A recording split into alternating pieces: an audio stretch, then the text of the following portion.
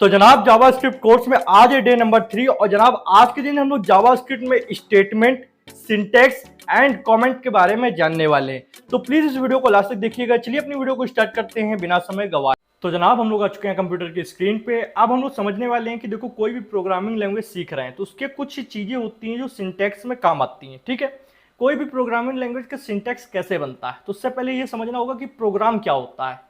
Programming language तो आप लोग बहुत अच्छे से जानते हो कि एक प्रोग्राम बनाने के लिए जिस भाषा का उपयोग किया जाता है उसे प्रोग्रामिंग लैंग्वेज कहते हैं। क्योंकि कंप्यूटर या ना हिंदी समझता है, ना इंग्लिश समझता है, ना गुजराती समझता है। कंप्यूटर समझता है बाइनरी लैंग्वेज। बाइनरी लैंग्वेज क्या होती है भैया? 0 होता है, 1 होता है, बस इन्हीं का यूज करके सारा प्रोग्राम बनता है। अगर मान लो अगर कुछ भी लिखा जाता है तो 0101 ऐसे ऐसे करके लिखा जाता है, जो कि आप थोड़ा बहुत समझ सकते हो। बट अगर आपसे कहें पूरा पूरा प्रोग्राम आप बाइनरी लैंग्वेज का यूज करके बनाओ, ठीक है, पूरा प्रोग्राम बाइनरी लैंग्वेज यूज करके बनाओ, तो आप नहीं बना सकते हो, कठिन बात है। ठीक है, तो इसके लिए क्या किया गया है कि इंसानों को प्रोग्रामिंग लैंग्वेज बनाई गई है कि इंसान क्या प्रोग्रामिंग समझ सकता है। तो हम लोगों को पता है प्रोग्रामिंग लैंग्वेज, ओके, जो आपकी जावा हो गई, पाइथन हो गई, सी हो गई, C++ हो गई, जावास्क्रिप्ट हो गई, जो हम लोग पढ़ रहे हैं। तो प्रोग्रामिंग लैंग्वेज ये हम लोग को पता है। और कंप्यूटर को क्या पता है? Binary language. Computer programming language नहीं जानता। अगर कोई ये समझता है कि कंप्यूटर प्रोग्रामिंग लैंग्वेज जानता है तो वो बहुत बड़ी भूल है। अब बीच में काम क्या करता है? बीच में एक मशीन होती है जिसको आप लोग कंपाइलर बोल सकते हो। जावास्क्रिप्ट में क्या होता है? कंपाइलर तो नहीं होता है, पर आप ये बोल सकते हो कि एक तरीके का इंटरप्रेटर बोल दो, या फिर एक इंजन लगा होता है ब्राउजर के अंदर। बाकी अगर आप सी का यूज कर रहे हो, C++ का यूज कर रहे हो, तो उसके लिए आपको एक अलग से कंपाइलर की जरूरत पड़ती है, वो आप लाते हो। ठीक है, तो अब ये कंपाइलर ये करता है कि आपकी लैंग्वेज को लेता है, जो आप भी प्रोग्राम लिखते हो उसको लेता है, फिर उसको क्या करता है? चेक करता है कि क्या आपने सही से प्रोग्राम लिखा है, कहीं कोई मिस्टेक तो नहीं की है। ठीक है, आपके सिंटैक्स को चेक करता है। अगर वो चीज सही हो जाती है तो फिर इसके बीच में और भी काफी सारी प्रोसेस हो रही होती हैं, पर उनको आपको नहीं समझना है। वो सारी प्रोसेस होने के बाद में ये क्या करता है कि आपकी प्रोग्रामिंग लैंग्वेज को कंप्यूटर के लिए बाइनरी लैंग्वेज में कन्वर्ट कर देता है। तो कंप्यूटर भैया बाइनरी लैंग्वेज समझता है, हम प्रोग्रामिंग समझते हैं। हम लोग ने प्रोग्रामिंग अंदर डाली, इधर वो सिंटैक्स चेक करेगा और भी काफी सारी प्रोसेस करेगा, उसके बाद में वो बाइनरी लैंग्वेज में उस चीज को कन्वर्ट कर देगा। तो हम लोग कंप्यूटर से काम कराते हैं प्रोग्रामिंग का लैंग्वेज का यूज करके। पर हिंदी इंग्लिश इसलिए यूज नहीं कर सकते हैं क्योंकि इनमें बहुत सारी चीजें कॉमन होती हैं। ठीक है, तो इसलिए कंप्यूटर उस चीज को नहीं समझ सकता है। पर प्रोग्रामिंग लैंग्वेज बहुत ज्यादा लॉजिकल होती है, ये चीज आप भी समझते हो कि बहुत ज्यादा लॉजिकल होती है। अगर हम लोगों ने एक वेरिएबल बनाया है, उसके अंदर ए में 8 डाल दिया है, तो भैया ए के अंदर 8 ही है। आप फिर कहीं और दोबारा जब तक उसको चेंज नहीं करोगे, अगर मान लो मैं ये कांस्टेंट बना दूं तो फिर ये चेंज नहीं हो सकता है। ठीक है, अगर ये वेरिएबल है तो चेंज हो जाएगा। तो बहुत ज्यादा लॉजिकल चीजें होती हैं, इस वजह से कंप्यूटर के लिए ये चीज सही है programming language. Hindi English programming language नहीं बन सकती। अगर आप कहोगे तो इस पर एक डिटेल वीडियो बनाऊंगा कि क्यों, आखिर में क्यों हिंदी लैंग्वेज या इंग्लिश लैंग्वेज को प्रोग्रामिंग लैंग्वेज नहीं बनाया गया। ठीक है, फिलहाल आपको प्रोग्रामिंग लैंग्वेज का किस्सा पता है। अब क्या है, प्रोग्राम क्या होता है भैया? प्रोग्रामिंग लैंग्वेज द्वारा बनाया गया प्रोग्राम जो है वो है क्या? तो ये समझो, एक डिफिनेशन यहाँ पे लिख रखी है, बहुत ही सिंपल है। आ कंप्यूटर प्रोग्राम, चलो इसको मैं क्या करता हूँ, हाईलाइटर को खोल लेता हूँ। ठीक है, a computer coding program is a set of instructions, इस वर्ड पे ध्यान देना, set of instructions that tells the computer how to perform specific task. ठीक है, अब बहुत सारी जब आप किसी प्रोग्राम मतलब बहुत सारी क्या करते हो, इंस्ट्रक्शंस देते हो कंप्यूटर को कि भैया ये कर लो। ठीक है, पहले लाइन में एक इंस्ट्रक्शंस दी, दूसरी में दी, तीसरे में दी, ऐसी बहुत सारी इंस्ट्रक्शंस देते हो। अब इन सारी इंस्ट्रक्शंस को कंप्यूटर पढ़ता है और ये सारी इंस्ट्रक्शंस जो हैं इनका जब ग्रुप बन जाता है तो उसको बोलते हैं प्रोग्राम, जो कि क्या करेगा, एक स्पेसिफिक काम करेगा। ठीक है, मतलब 4 प्रकार के काम नहीं कर सकता कि ये भी कर देगा, ये भी कर देगा, ये भी कर देगा, ये भी कर देगा, ऐसा नहीं करेगा। ये एक स्पेसिफिक काम करेगा। अगर आप इससे चाय बनाने को बोल रहे हो तो ये चाय ही बनाएगा और कुछ नहीं करेगा। एक एग्जांपल मैंने आपको दिया। ठीक है, तो जब आप बहुत सारी इंस्ट्रक्शंस देते हो, बहुत सारी कमांड्स देते हो, उनको जब एक ग्रुप बन जाता है तो उनको पढ़ने के बाद एक प्रोग्राम वो बन गया, ये समझो। ठीक है, बहुत सारी जब लाइन लिख दी इंस्ट्रक्शंस की तो वो एक प्रोग्राम बन गया। वो क्या करेगा, वो एक स्पेसिफिक काम करेगा। ठीक है, वही यहाँ पे लिखा है, computer coding program is a set of instructions. Set of instructions मतलब जहां पे काफी सारी इंस्ट्रक्शंस लिखी होती हैं। दैट टेल्स, जो बताता है कि कंप्यूटर को how to perform specific task, कोई एक स्पेसिफिक काम, ठीक है, कैसे करना है। अब इसको एक एग्जांपल देता हूं, एक सिनेरियो बताता हूं, उसको इमेजिन करना।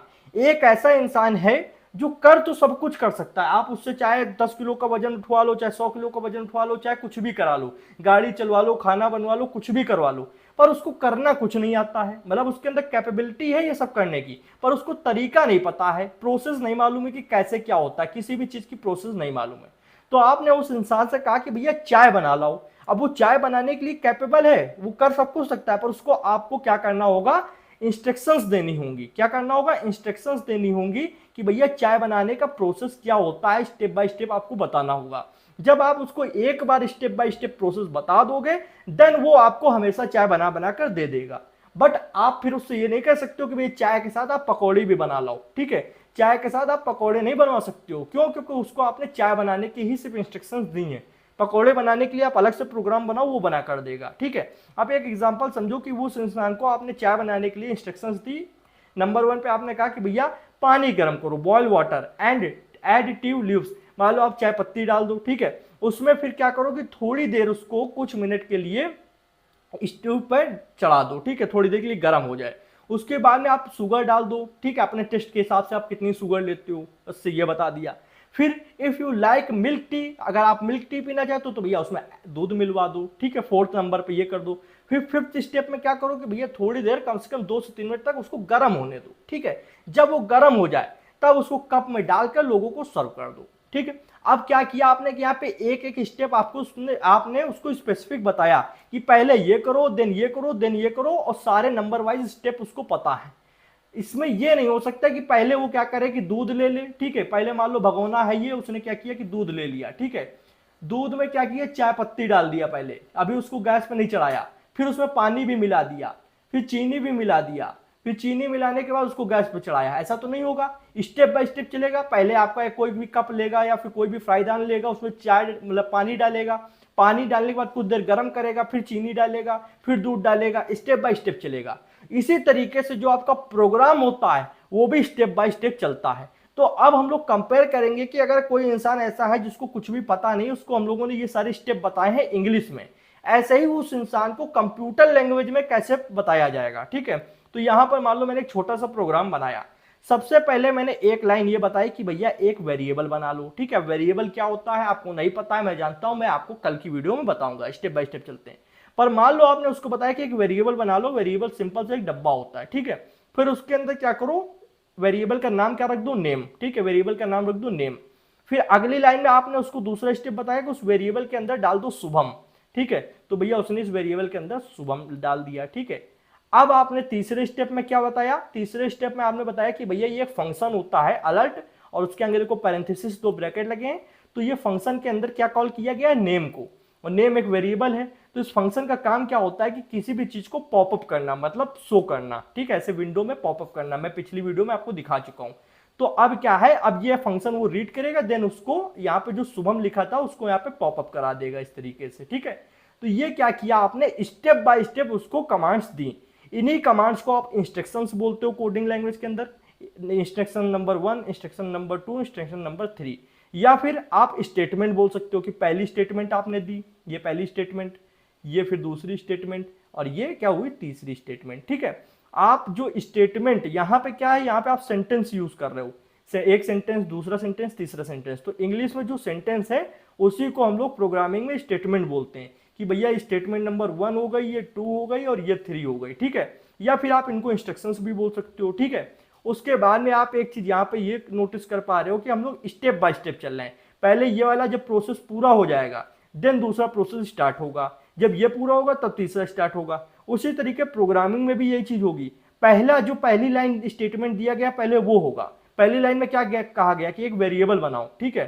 तो भैया एक वेरिएबल बनाया गया और उसका क्या नाम रखो, नेम, ठीक है, उस वेरिएबल का नाम रख दो नेम। तो भैया कंप्यूटर ने ये कर दिया। फिर दूसरे स्टेटमेंट पे आए, दूसरे स्टेटमेंट में कहा गया कि उसके अंदर शुभम को डाल दो। तो भैया उसके अंदर उसने शुभम को डाल दिया, ठीक है, शुभम डाल दिया। फिर तीसरे स्टेटमेंट पे आया, तीसरे स्टेटमेंट ने कहा कि यहाँ पे अलर्ट फंक्शन यूज हुआ है और उसके अंदर क्या करो, नेम को पॉपअप करा दो। तो उसने विंडो में नेम को पॉपअप करा दिया, यहाँ पे शुभम लिख के आ जाएगा, ठीक है। इस तरीके से यहाँ पे ये दूसरा रूल जो आप पढ़ सकते हो, every statement is executed 1 by 1। पहले एक चलेगी, फिर दूसरी चलेगी, फिर तीसरी चलेगी, फिर चौथी चलेगी, ठीक है, ये चीज होता है। कुछ केसेस में सिर्फ ऐसा होता है कि ऊपर नीचे स्टेटमेंट पहले चलती हैं, पर लमसम 98% केसेस में 1 2 3 4 ऐसे ही लाइन चलती है। लाइन नंबर 1 पहले चलेगी, फिर लाइन नंबर 2, फिर 3, फिर 4, ठीक है। और एक चीज ध्यान दो कि जैसे यहाँ पे इंग्लिश के सेंटेंस हैं तो लास्ट में आप देख पा रहे हो कि सब में फुल स्टॉप के लिए एक बिंदी लगी हुई है। आप देखो यहां पर लगा हुआ है, यहां पर लगा है, यहां पर भी लगा है, सब लाइंस के आगे फुल स्टॉप लगा हुआ है, ठीक है, बिंदु। बट यहाँ पे प्रोग्रामिंग में फुल स्टॉप के रूप में हम लोग क्या यूज कर रहे हैं, हम लोग सेमी कॉलन का यूज कर रहे हैं। आप ये देखो, ये सेमी कॉलन लगा है, प्रत्येक स्टेटमेंट के बाद आपको सेमी कॉलन लगाना होता है, समझिए जनाब, प्रत्येक स्टेटमेंट के बाद आपको सेमी कॉलन लगाना होता है। तो यहाँ पे ये लिखा हुआ एंड विथ सेमी कॉलन, मतलब आपको फुल स्टॉप में बिंदी नहीं लगाना है, प्रोग्रामिंग लैंग्वेज में सेमी कॉलन लगाना है। सेमी कॉलन क्या होता है प्रोग्रामिंग लैंग्वेज का, फुल स्टॉप होता है, ठीक है, फुल स्टॉप। कोई भी प्रोग्रामिंग लैंग्वेज हो सब में सेमी कॉलन फुल स्टॉप होता है, ठीक है। ये आपको समझ में आया। अब इसका थोड़ा सा हम लोग निरीक्षण करते हैं विजुअल स्टूडियो कोड के अंदर, फिर हम लोग कमेंट्स को समझेंगे, ठीक है। हम लोग आते हैं विजुअल स्टूडियो कोड, खोलते हैं यहाँ पे, ये खोल दिया भैया, इसको क्या करते हैं, फुल करते हैं। यहाँ पे आते हैं main.js वाली फाइल में, इसमें जो एक लाइन लिखी हुई है इसको हटा देते हैं, अभी हम लोग हटा दिया भैया। और HTML में हम लोग ने क्या कर रखा है, स्क्रिप्ट को लिंक कर रखा है, ये लो जनाब, ठीक है। अब हम लोग क्या करेंगे, हम लोग यहाँ पर उसी चीज को जो हम लोगों ने वहां पे लिख रखा है उसको यहाँ पे करके देखेंगे। तो सबसे पहले एक वेरिएबल बनाया, वेरिएबल में हम लोग लेट लिखें, नेम नाम से वेरिएबल बना लिया। अब नेम के अंदर एक हम लोगों ने टेक्स्ट डाल दिया, टेक्स्ट को हम लोग प्रोग्रामिंग में बोलते हैं स्ट्रिंग, यहाँ पे ग्रुप ऑफ कैरेक्टर्स होता है, जैसे SHUBHAM, ये ग्रुप ऑफ कैरेक्टर्स हो गया, ठीक है, इसको स्ट्रिंग बोलते हैं। अब हम लोग क्या करेंगे, इसको कॉल कराएंगे, ठीक है। अभी देखो यहाँ पे सेमी कॉलन नहीं लगना चाहिए, ठीक है, या फिर लगा भी दो, कोई ऐसी बात भी नहीं है, ठीक है। तो स्टेप बाय स्टेप चलने वाले हैं। स्टेप बाय स्टेप चलने में क्या होगा, अब हम लोग को यहाँ पे कॉल कराना होगा अलर्ट को, यहाँ पे क्या कॉल कराना होगा, अलर्ट फंक्शन को कॉल कराना है, ठीक है। तो यहाँ पे हम लोग सबसे पहले अलर्ट बना लेते हैं, ये किया, पैरेंथेसिस ब्रैकेट लगाया, कोई भी फंक्शन होगा उसके अंदर एक पैरेंथेसिस ब्रैकेट जरूर होता है, और किसको कॉल करा रहे हैं, नेम को, और यहाँ पे लगा दिया सेमी कॉलन, ठीक। अब हम लोग क्या कर सकते हैं भैया, अब हम लोग आते हैं यहाँ पे, इसको ओपन करते हैं, HTML फाइल को आपको ओपन करना होगा, ठीक है, ओपन विथ लाइव सर्वर करके इसको ओपन किया, एंड ये जस्ट अ सेकंड में ओपन हो रहा है, 1 सेकंड में ओपन हो जाने देते हैं। ओके, ये वेब पेज आया और इसने शुभम को कर दिया पॉपअप। तो ये एक प्रोग्राम बन गया जिसका काम है कि शुभम को पॉपअप कराना, मतलब विंडो के ऊपर पॉपअप कराना। आप ओके कर दो, देन दोबारा रिफ्रेश करो, फिर से ये आ जाएगा। तो ये प्रोग्राम जो आपने बनाया है जावास्क्रिप्ट के अंदर, इसका क्या काम हो रहा है, किसी भी चीज को पॉपअप कराना। अब एक इंपॉर्टेंट बात बताता हूं, ध्यान से देखना, जैसे कि ये यहाँ पे सेमी कॉलन लगी है तो ये क्या हो गया, फुल स्टॉप। अब आप ये लाइन चाहो तो इसको उठाकर क्या कर सकते हो, 1 सेकंड देना मेरे को, ये माउस मेरा गड़बड़ी करता है, यहाँ पे ले आ सकते हो, ठीक है। तो क्या हुआ कि हम लोग एक ही लाइन में सब कुछ लिख सकते हैं।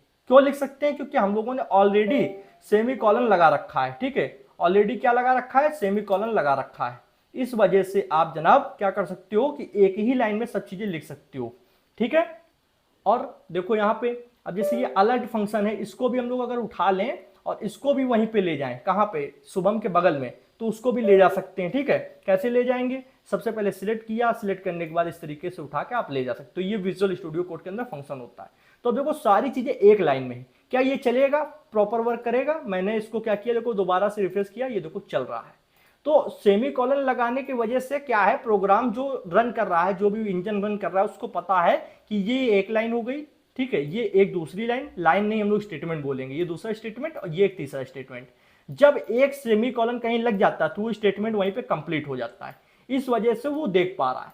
बट हम लोग ये नहीं करेंगे, ये लोग अगर हम लोग ये चीज करेंगे तो अभी तो देखो 3 लाइन का कोड लिखा है तो आपको कोई दिक्कत नहीं है, बट जब 3000 लाइन का कोड लिखा होगा तो आप इस तरीके से नहीं पढ़ पाओगे, बहुत ज्यादा प्रॉब्लम हो जाएगी इस तरीके से आपको कोड समझने में, आपको कोड समझ में नहीं आएगा। तो हम लोग अपने लिए, मतलब कुल मिला के हमको सही से समझ में आए, तो इस वजह से हम लोग इस तरीके से एक फॉर्मेशन, एक फॉर्मेट के रूप में देते हैं, ठीक है। सबसे पहले एक स्टेटमेंट, देन दूसरा स्टेटमेंट, देन तीसरा स्टेटमेंट, ठीक है। इस तरीके से हम लोग को पता होता है। बाकी करने को तो ये भी कर सकते हो कि अगर आप चाहो तो यहाँ पर इस तरीके से मान लो इक्वल का निशान नीचे ले आए, नीचे ले आए, उसके बाद में शुभम उसके नीचे ले आए, ठीक है, तब भी ये चलेगा, कोई प्रॉब्लम होने वाली नहीं है।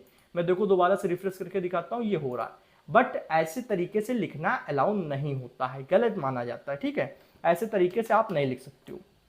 और इतना तो समझ में आया। ये स्टेटमेंट थे, मतलब ये एक एक लाइन को हम लोग स्टेटमेंट बोलते हैं, स्टेटमेंट 1, स्टेटमेंट 2, स्टेटमेंट 3, ठीक है। जहां पे सेमीकोलन लग जाता है वो पूरा एक कंप्लीट स्टेटमेंट होता है। अब हम लोग आते हैं भैया कमेंट पे। कमेंट एक बेहद ही इंपॉर्टेंट चीज है और इंपॉर्टेंट के साथ बहुत ही सिंपल चीज है। बस क्या है कि एक हैबिट में आ गया कमेंट लिखना तो आपका कोड जो होगा वो प्रोफेशनल कोड हो जाएगा। भैया ये क्या होता है, जरा हमको समझाना कमेंट्स क्या होता है। कमेंट एक ऐसी सिंपल चीज है जो हर लैंग्वेज, आप HTML से लगाकर जावा तक, कठिन लैंग्वेज तक, पाइथन, C++, किसी भी लैंग्वेज में जाओ, आपको क्या मिलेगा, आपको कमेंट अवश्य मिलेंगे। कमेंट एक इतनी बेहद इंपॉर्टेंट चीज है जो हर लैंग्वेज ने उपलब्ध करा रखी है कि आप कमेंट लिख सकते हो। कैसे लिखेंगे, अब ये जो फंक्शन ये करता क्या है, ये करता है this will show popup message, ठीक है, मैसेज। अब ये जो है इस लाइन को हम लिखना चाहते हैं अपनी याददाश्त के लिए कि भैया कल का हम अगर इस प्रोग्राम को, इस फाइल को दोबारा खोलें तो ये हमको समझ में आए। और अगर हम लोगों ने इस तरीके लिख दिया देन इसको रन किया तो भैया ये कोड में आ जाएगा एरर। देखो मैं दिखाता हूँ रिफ्रेश करके, ये अब काम नहीं कर रहा है। और एरर कहाँ शो होगा, मैंने पिछली वीडियो में बताया था कि जब आप इंस्पेक्ट करोगे और कंसोल पे जाओगे तो देखो ये एरर आ गया। एरर पढ़ो, syntax error, unexpected identifier will. मतलब ये जो आपने लिख रखा है ये इस लाइन का मतलब नहीं समझ पा रहा है कि ये क्या चीज लिख रखी है आपने, ठीक है। तो ऐसे नहीं लिखना है, ऐसे लिखने पे आपका एरर आएगा। तो इससे पहले आपको 2 फॉरवर्ड स्लैश लगा देने हैं। अब 2 फॉरवर्ड स्लैश लगाने के बाद आप ध्यान दोगे तो इस लाइन का देखो कलर चेंज हो गया है। अब ये कलर कभी कभी ग्रे हो जाता है, कभी कभी ग्रीन हो जाता है। ये अलग अलग एडिटर और अलग अलग थीम के हिसाब से होता है। आपके में हो सकता है ये ग्रीन कलर का हो जाए, मेरे में ग्रे कलर का हो रहा है। तो जब इसका कलर चेंज हो जाए तो आप समझ लो ये क्या बन चुका है, ये कमेंट बन चुका है। तो कमेंट हम लोग किन कारणों से करते हैं, नंबर 1 कारण कि कभी भी बहुत सारा कोड होता है 5000 लाइन 6000 लाइन का, तो हम लोग उसको दोबारा से खोले, दोबारा से पढ़ें तो हमको कोड ना पढ़ना पड़े, ये कोड जो है इसको ना पढ़ना पड़े। हम लोग सिर्फ क्या करें, हम लोग कमेंट को पढ़ें और कमेंट हम लोग को देख के समझ में आ जाए कि ये प्रोग्राम किस लिए बनाया गया है, ठीक है। ये समझ में आ जाए कि ये प्रोग्राम किस लिए बनाया गया है, ठीक है, इसलिए कमेंट करते हैं। दूसरा, मान लो आप एक बड़े प्रोजेक्ट पे काम कर रहे हो, ठीक है, उस पर काफी सारे लोग काम कर रहे हैं। अब आपने ये प्रोग्राम एक कोई बनाया और उसको क्या किया, उसमें ऐड कर दिया। अब जब आपका जो कलीग है, जो आपका साथी है, वो भी उसमें कोडिंग करेगा तो उसको कैसे पता चलेगा कि आपके द्वारा बनाया गया प्रोग्राम क्या वर्क करता है, ठीक है। तो इस चीज को समझाने के लिए आप बीच बीच में कमेंट लिखते जाते हो। कमेंट लिखने से क्या है, उस चीजों का अर्थ समझ में आ जाता है। और ये इंग्लिश में आपने इसलिए लिखा है क्योंकि इंग्लिश हम लोग को समझ में आती है। कंप्यूटर क्या करेगा, वो इस लाइन को पढ़ेगा, इस लाइन को पढ़ेगा, इस लाइन को पढ़ेगा, पर जहां पर ये देख लेगा 2 फॉरवर्ड स्लैश लगे, जहां पर ये कमेंट लिखा है इसको नहीं पढ़ेगा, इसको इग्नोर करके देन वो आगे पढ़ने लगेगा, मतलब आगे नेक्स्ट लाइन में जंप कर जाएगा। तो कमेंट इंसानों के लिए होते हैं, डेवलपर्स के लिए होते हैं, कंप्यूटर उसको नहीं पढ़ता है। तो आपका साथी को आपका कोड का मतलब समझ में आ जाए, आप कभी दोबारा फाइल को खोलो तो आपने क्या कोड किया है इससे आपको समझ में आ जाए, आपको ये कोड ना पढ़ना पड़े पूरा, इसलिए आपको समझ में आ जाए। 3 तो ये कारण हो गए। चौथा कारण कि भैया आप थोड़ा सा जो कोड लिखते हो और हर, मान लो आपने 100 लाइन का कोड लिखा तो 10 कमेंट 5 कमेंट ऐसे करते चल रहे हो तो आपका कोड काफी ज्यादा प्रोफेशनल हो जाता है। कोई भी देखेगा तो उसको ये लगेगा कि हाँ किसी एक अनुभवी व्यक्ति ने, एक प्रोफेशनल व्यक्ति ने इसको कोड किया है, जिससे कोड का मतलब समझ में आ रहा है, ठीक है। ये आपका तीसरा रीजन था। अब एक चौथा रीजन आपको मैं बताता हूं कि मान लो आप कोडिंग करते समय कभी कभी क्या होता है कि हम चाहते हैं कि थोड़ी देर के लिए ये लाइन वर्क ना करे, मतलब इस लाइन को वर्क करने से रोकना चाहते हैं, इसकी जगह हम दूसरी लाइन को वर्क कराना चाहते हैं, ठीक है। तो अगर हम ये चाह रहे हैं कि मान लो ये थोड़ी देर के लिए कोड ना वर्क करे तो हम लोग इसको हटा भी नहीं सकते हैं कि हम लोग हटा दें, हटा देंगे तो फिर से हो सकता है लिखने में प्रॉब्लम हो। तो हम लोग क्या करते हैं, इस लाइन को इस तरीके से सिलेक्ट करते हैं और एक शॉर्टकट होता है कंट्रोल प्लस फॉरवर्ड स्लैश, इसको दबाया ये ऑटोमेटिक कमेंट हो गया। समझे, आपको इतना लिखने की जरूरत नहीं कि डबल आप फॉरवर्ड स्लैश लगा रहे हो, आप बस उस लाइन को सिलेक्ट करो देन कंट्रोल और फॉरवर्ड स्लैश दबाओ, ऑटोमेटिक कमेंट हो जाएगा। और अगर आप उसको अनकमेंट करना चाहते हो, मतलब पहली जैसे सिचुएशन में लाना चाहते हो, तो फिर कंट्रोल फिर फॉरवर्ड स्लैश, फिर से ये नॉर्मल सिचुएशन में आ गया। तो कभी कोई मान लो कोड आप उसको सोच रहे हो कि थोड़ी देर के लिए स्टॉप कर दें या फिर इसकी जगह दूसरा लाइन ऑफ कोड लिख के देख लें, तो उसको हटाने की जरूरत नहीं है, उसको बस कमेंट कर दिया करो इस तरीके। समझ में आया। तो ये हो गया भैया आपका चौथा यूज जो कि कमेंट को स्पेशल बनाता है। तो अभी तक जो कमेंट मैंने बताया आपको, ये कमेंट कौन सा था, ये था सिंगल लाइन कमेंट, ठीक है। जैसा कि यहाँ पे आपको मैं दिखा दूं विजुअल स्टूडियो कोड में, ये एक सिंगल लाइन कमेंट है। इसके नीचे अगर मैं कुछ भी लिखूं, ठीक है, इसके नीचे मैंने कुछ भी लिखा तो ये क्या हुआ भैया, इसको कंप्यूटर समझ ही नहीं पाएगा। मान लो ये मैंने लाइन लिखा शुभम पांडे, ठीक है, क्या लिखा, शुभम पांडे, तो इसको कंप्यूटर नहीं समझ पाएगा, सॉरी इसको कंप्यूटर समझ जाएगा और एरर दे देगा। पर ये क्या है, ये कमेंट है, इसको तो वो तुरंत देखेगा, अच्छा कमेंट, इसको पढ़ना ही नहीं, कंप्यूटर के लिए है ही नहीं। पर यहाँ पे वो पढ़ने की कोशिश करेगा, समझने की करेगा, पर उसको समझ में आएगा नहीं, एरर दे देगा। तो भैया ये सिंगल लाइन कमेंट था, ऐसा इस वजह से हो रहा है। पर अगर आप मल्टीपल लाइन ऑफ कमेंट्स देना चाहते हो तो आप क्या करो कि इस तरीके से आपको फॉरवर्ड स्लैश एंड स्टार का यूज करना है, देन यहाँ पे फिर से आना है और यहाँ पे स्टार लगाना है, ठीक है, और फिर फॉरवर्ड स्लैश लगाना है, ठीक है। इसके बाद आप यहाँ कुछ भी लिखो, ये आपका वर्क करेगा। देन इतनी लाइन आपकी कमेंट में आ गई। अगर आप और भी मल्टीपल लाइन ऑफ कमेंट्स करना चाहते हो तो इसके नीचे फिर से इस तरीके ले आओ, फिर आप कमेंट कर सकते हो, ठीक है। तो इस तरीके से इसको बोलते हैं मल्टीपल लाइन ऑफ कमेंट्स। तो मल्टीपल लाइन ऑफ कमेंट्स कैसे लिखते हैं मैं आपको लिख के दिखा देता हूँ। यहाँ पे आपको कुछ नहीं करना है, आपको बस आना है, एक सेकंड में इस लाइन को हटाता हूं, आपको इस तरीके फॉरवर्ड स्लैश लगाना है, स्टार लगाना है। इसके बाद आपको जितनी लाइन कमेंट के अंदर डालनी है लिख दो और लास्ट में फिर से ये स्टार बना दो और फॉरवर्ड स्लैश लगा दो। ये क्या हुआ, मल्टीपल लाइन ऑफ कमेंट हुआ, ठीक है, मल्टीपल लाइन कमेंट, ठीक है। और सिंगल वाले में क्या है, बस दो फॉरवर्ड स्लैश लगाओ, उसके आगे आप अपना मैसेज लिखो, ये सिंगल लाइन ऑफ कमेंट है, ठीक है।